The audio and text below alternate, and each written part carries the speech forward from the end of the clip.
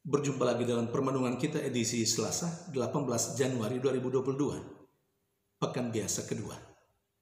Hari ini pembukaan Hari Doa Sedunia. Umat kita semua diajak untuk berdoa bagi persatuan umat Kristiani. Bacaan liturgi hari ini, bacaan yang pertama dari kitab pertama Samuel bab 16 ayat 1 sampai 13 dan bacaan Injil dari Injil Markus bab 2 ayat 23 sampai 28. Samuel dalam bacaan pertama hari ini diceritakan sangat bersedih. Tentu pertanyaannya mengapa? Allah, Tuhan, menegur Samuel. Mengapa engkau bersedih karena Saul? Saudari dan saudara yang terkasih, Saul diurapi oleh Samuel atas perintah Allah untuk menjadi Raja Israel yang pertama. Tetapi kemudian dalam perjalanannya, Allah sendiri yang kemudian mencabut kembali kuasa sebagai raja dari Saul. Allah menolak Saul sebagai raja karena Saul tidak setia pada apa yang diperintahkan oleh Allah. Dan itu diceritakan dalam bacaan pertama kemarin, Senin 17 Januari. Saudari dan saudara yang terkasih, pantas saja Samuel bersedih. Pantas saja Samuel mungkin menjadi beban pemikiran. Kenapa? Pasti dia merasa sangat bertanggung jawab, sekurang-kurangnya secara moral. Memang Allah yang mengangkat Saul sebagai raja, tetapi Allah memakai Samuel sebagai utusannya untuk mengurapi Saul menjadi raja Israel. Itu yang membuat Samuel merasa terbeban. Dan itu juga yang membuat Samuel merasa bersedih, merasa bersalah, karena orang yang dia urapi tidak bisa melaksanakan tugasnya sampai tuntas. Dalam perjalanan, Allah menolak Saul menjadi raja. Saudari dan saudara yang terkasih, dalam bacaan pertama hari ini juga diceritakan lagi-lagi Samuel dipakai oleh Allah sebagai utusannya untuk mengurapi Daud, anak bungsu dari Isai di Bethlehem, pengganti Raja Saul. Dia memang merasa berat, karena di sisi lain dia takut kepada Saul, jangan sampai Saul membunuhnya. Itu yang ditegaskan juga dalam bacaan pertama hari ini. Takut kepada Saul. Kalau Saul tahu bahwa Samuel pergi untuk mengurapi anak Isai, pasti Saul akan marah, dan bisa saja secara manusiawi itulah yang ada dalam pikiran Samuel, dia akan dibunuh. Tetapi yang namanya Tuhan yang mengutus Samuel, Tuhan memberikan jalan keluar yang baik. Akhirnya Samuel melaksanakan tugasnya dan mengurapi Daud, anak bungsu Isai di Bethlehem, menjadi Raja Israel, pengganti Saul. Saudari dan saudara yang terkasih, saya kira apa yang dirasakan oleh Samuel bisa saja menjadi pengalaman kita. Sebagai orang tua misalnya, kita diberi kepercayaan atau menjadi sarana di mana Allah menghadirkan manusia baru dalam keluarga, dalam dunia. Ketika anak-anak, bagi orang yang hidup dalam keluarga, ketika anak-anakmu bertumbuh dan berkembang menjadi anak yang kurang baik misalnya, anak yang jahat misalnya. Bisa dibayangkan, yang merasa bersalah pertama-tama adalah orang tua, bukan? Karena orang tua secara moral bertanggung jawab atas pendidikan anak.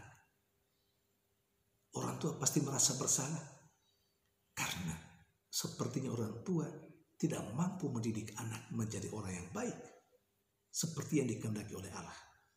Itu yang menjadi beban pemikiran, beban moral untuk orang tua. Atau mungkin juga dengan jabatan tertentu yang dipercayakan kepada kita. Kita misalnya punya anggota atau anak buah yang dipercayakan kepada kita. Ketika orang-orang yang dipercayakan kepada kita tidak melaksanakan dirinya sebagaimana mestinya, yang merasa bersalah pertama-tama tentu kita yang diberi kepercayaan untuk memimpin, untuk menggembalakan, dan lain sebagainya. Ada beban moral.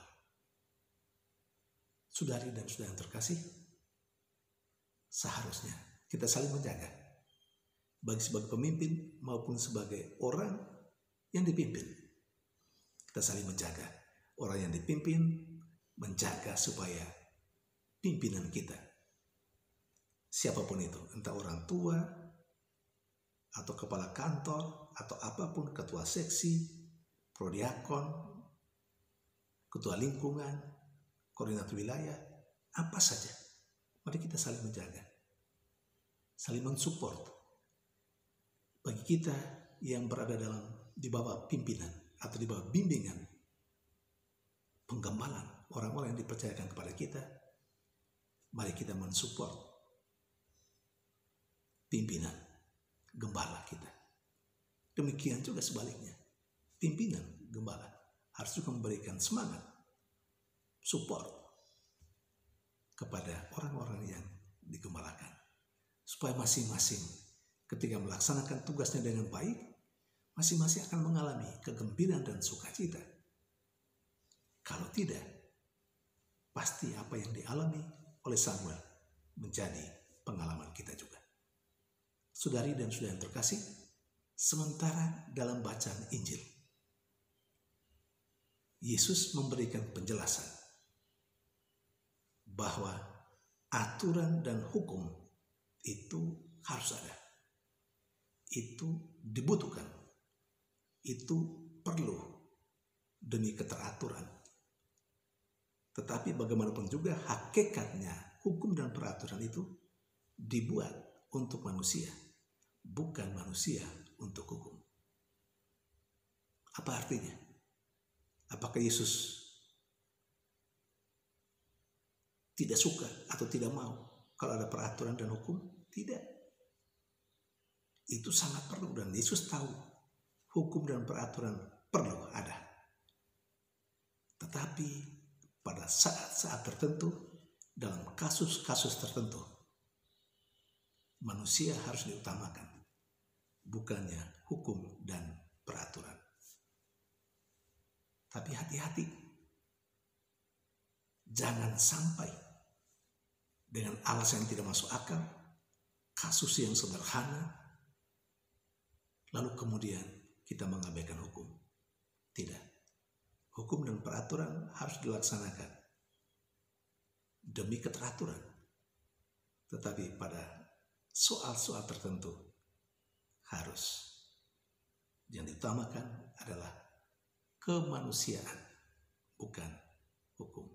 Tapi sekali lagi saya menegaskan, jangan sampai ada pihak-pihak tertentu, orang-orang tertentu yang mungkin ingin bebas, menganggap ini sebagai legitimasi dari Yesus supaya jangan ada peraturan.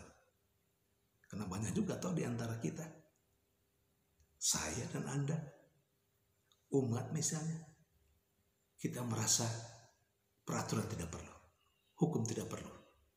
Selama masa pandemi misalnya, ke gereja secara Katolik mesti ada ini, mesti ada itu, mesti ada bela rasa, sekarang mesti ada peduli lindungi, dan macam-macam selama pandemi ini. Dan betapa banyak orang menganggap ribet Banyak orang menganggap seharusnya tidak perlu seperti itu. Tapi apakah memang demikian? Hukum dan peraturan tidak perlu? Tidak. Semuanya demi kebaikan bersama. Memang saat-saat tertentu misalnya, kalau ada umat yang ke gereja, lupa bawa HP misalnya, dia sudah mendaftar dalam bela rasa, mungkin juga peduli lindungi, hanya karena lupa HP lalu kemudian dia ditolak. Nah, ini yang tidak pada tempatnya. Saat-saat seperti itu, yang kasus seperti itu, hukum dan peraturan boleh diabaikan. Kemanusiaannya yang harus diutamakan. Saya kira kita semua tahu pentingnya peraturan dan hukum, dan kita semua tahu dalam kasus-kasus seperti apa hukum dan peraturan bisa diabaikan. Saudari dan saudara terkasih, hari ini kita membuka Pekan Doa Sedunia. Kita berdoa supaya umat Kristiani di seluruh dunia bersatu. Kita bersatu bukan pertama-tama karena kita sama. Kita bisa bersatu dalam perbedaan. Karena ini adalah kekayaan gereja. Memang kita akan senang kalau kita menjadi satu gereja. Tapi apakah mungkin? Tentu tidak mungkin.